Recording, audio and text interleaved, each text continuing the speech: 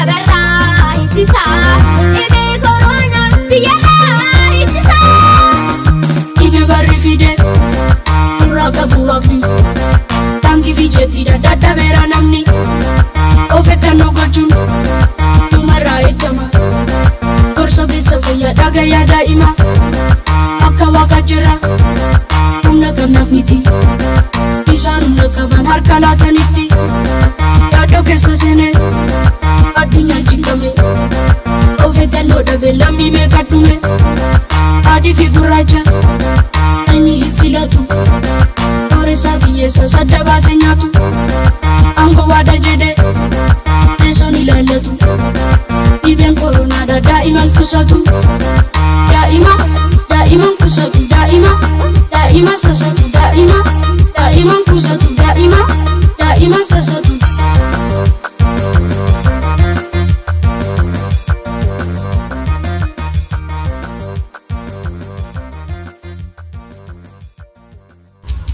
Aya Studio.